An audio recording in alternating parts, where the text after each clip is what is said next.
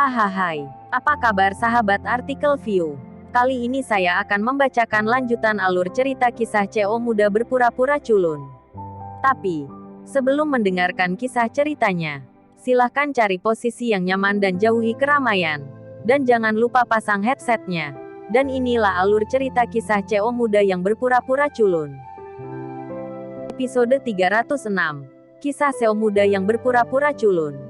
Kata-kata ini membuat Ariel sedikit malu, karena kejadian ini dapat dikatakan disebabkan olehnya secara tidak langsung.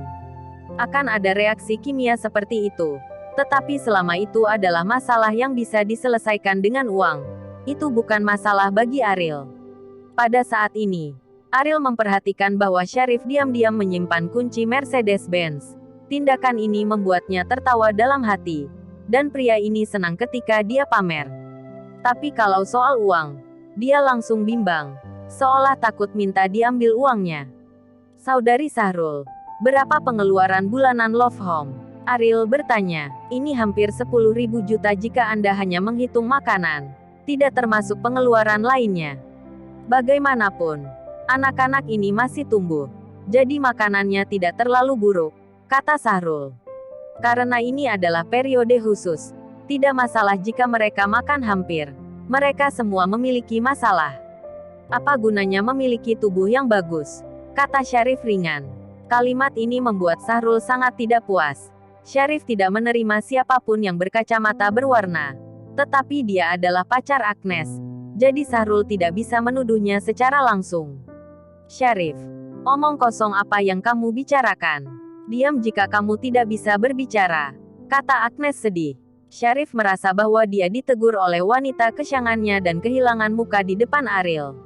Untuk mengejutkan Syahrul, dia berkata dengan wajah serius, saya mengatakan yang sebenarnya. Anak-anak ini tidak akan pernah memiliki kemungkinan bekerja di masyarakat di masa depan. Jadi beri mereka makanan. Apa gunanya? 3 kali sehari bubur sayuran hijau sudah cukup. Panti asuhan telah mempekerjakan guru khusus, pengetahuan tertentu.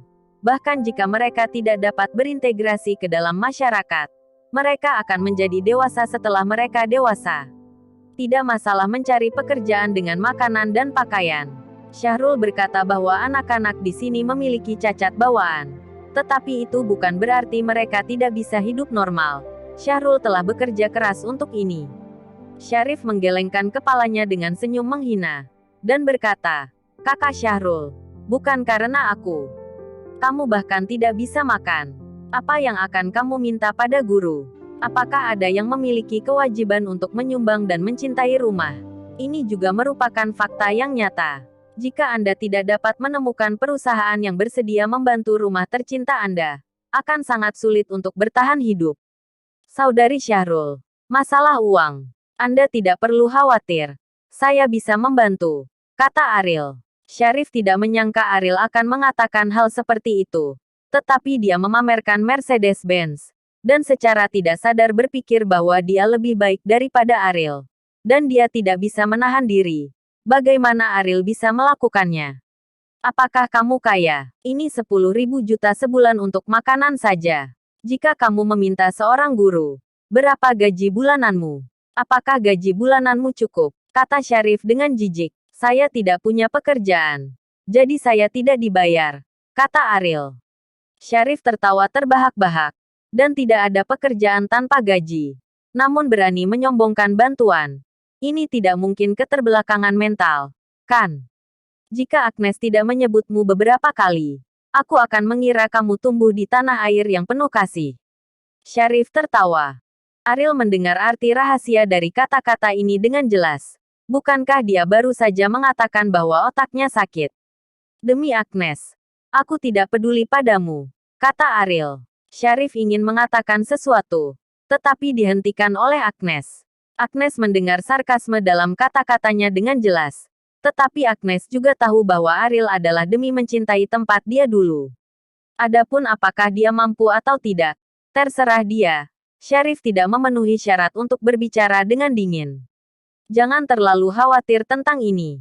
Pasti ada cara untuk sampai ke gunung. Pasti ada cara untuk menyelesaikannya. Agnes menghibur Syahrul. Dia tidak mengatakan dia bisa membantu. Setelah itu semua, Ini adalah lubang besar. Sama sekali tidak ada cara untuk mengisinya. Syahrul mengangguk dan berkata, sekarang saya hanya bisa berharap keajaiban terjadi. Jika tidak, saya khawatir rumah yang penuh kasih tidak akan dapat bertahan. Setelah mengatakan ini, mata Syahrul merah. Dia terlalu banyak mengabdi. Upaya untuk rumah yang penuh kasih. Hal yang sama berlaku untuk anak-anak ini. Jika rumah yang penuh kasih benar-benar tidak mungkin, anak-anak ini bahkan tidak akan memiliki tempat berlindung dari angin dan hujan. Setiap kali dia memikirkan hal-hal ini, Syahrul akan merasa tertekan. Setelah mengucapkan selamat tinggal kepada anak-anak, Ariel dan Agnes dan Syarif meninggalkan rumah yang penuh kasih bersama. Kemana kamu pergi? Aku akan mengantarmu untuk tumpangan. Syarif berkata dengan bangga kepada Ariel, menunjuk ke Mercedes-Benz setelah membuka kunci mobil. Tidak, saya tidak akan mengganggu dunia dua orang Anda. Dan saya harus memikirkan cara untuk mencintai rumah tempat besar, kata Ariel. Tidak cukup. Oke, aku tidak akan mengeksposmu. Kemarilah sesukamu. Ayo pergi dulu. Syarif berkata sambil tersenyum. Setelah keduanya masuk ke dalam mobil, mereka pergi. Agnes berkata kepada Syarif di dalam mobil, kamu tidak punya dendam padanya. Mengapa kamu mempersulit dia di mana-mana? Dia miskin. Dan dia membual bahwa dia bisa. Apakah dia memiliki kemampuan untuk menyelesaikan masalah mencintai rumah? Kata Syarif dengan nada menghina. Apakah dia memiliki kemampuan atau tidak? Itu baik baginya untuk setidaknya memiliki hati nurani. Kata Agnes. Kamu masih terlalu naif. Apa gunanya memiliki hati? Bukankah dia hanya membual di depanku untuk memuaskan kesombongannya sendiri? Aku tidak secara langsung mengeksposnya. Itu sudah menjadi wajah untukmu. Kata Syarif. Agnes menghela nafas. Dalam hatinya, dia benar-benar berharap Ariel dapat membantu. Jika dia tidak dapat membantu, rumah yang penuh kasih itu mungkin akan gulung tikar. Jangan menghela nafas. Restoran barat baru dibuka hari ini. Dan baru-baru ini sangat panas. Aku sudah membuat reservasi dan akan mengajakmu mencobanya, kata Syarif. Ariel menunggu sampai Syarif dan Agnes pergi. Ini duduk di Lamborghini. Rumah perawatan memiliki masalah besar, dan dia yang menyebabkannya. Dia tidak akan mengabaikannya, tetapi menyumbang untuk rumah yang penuh kasih atas nama individu pribadi terlalu menonjol. Jadi dia harus memikirkan cara. Pasti tidak akan ada masalah dengan perusahaan keluarga Wijaya. Kauri juga orang yang sangat peduli. Dia pasti bersedia menyumbang. Tetapi ini tidak cukup. Karena Anda ingin membantu, Anda harus membantu lebih teliti. Yang terbaik adalah merenovasi rumah tercinta lagi pula. Tempat itu sudah agak lapuk dan tua. Ariel mengeluarkan ponselnya dan memutar nomor Aisyah. Ariel, kamu akhirnya bersedia meneleponku. Tangan Aisyah bergetar karena kegembiraan ketika dia menerima panggilan itu. Aku masih berhutang makan padamu. Apakah kamu bebas hari ini? Kata Ariel. Tentu saja tidak sibuk. Kamu berutang begitu lama padaku. Kamu harus mengundangku makan besar. Kalau tidak aku tidak akan membiarkanmu pergi. Kata Aisyah. Oke. Kamu bisa memilih. Kamu bisa makan apa saja. Kata Ariel. Ada restoran barat yang baru saja dibuka hari ini. Ku dengar itu sangat bagus. Aku akan pergi. Kata Aisyah. Persiapkan dulu. Aku akan menjemputmu. Setelah berbicara, Ariel menutup telepon dan melaju menuju Villa Nicholas. Lamborghini Ariel dihadiahkan oleh Aisyah, sehingga mobilnya tidak akan terhalang untuk memasuki rumah Nicholas. Sambil menunggu di gerbang villa, Nicholas muncul secara langsung. Ariel, yang tidak berniat keluar dari mobil, melihat Nicholas. Jadi dia hanya bisa membuka pintu dan keluar dari mobil. Nicholas, aku sudah lama tidak melihatmu. Kamu terlihat jauh lebih baik, kata Ariel sambil tersenyum.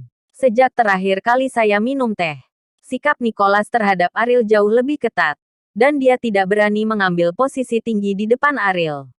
Tuan, kapan Anda kembali? Nicholas berkata dengan antusias. Apa yang terjadi di Bandung terjadi tepat di mukanya. Meskipun tidak ada kejutan baginya, Nicholas masih memiliki ketakutan yang tersisa ketika dia melihat gedung-gedung tinggi di keluarga Zidane runtuh. Karena dia tahu bahwa tidak hanya grup Zidane, tetapi bahkan keluarga Nicholas menyinggung Ariel. itu akan berakhir seperti ini dan tidak akan ada perlawanan. Tidak lama setelah saya kembali, saya tidak berutang makan pada Aisyah. Jadi saya segera menebusnya, kata Ariel.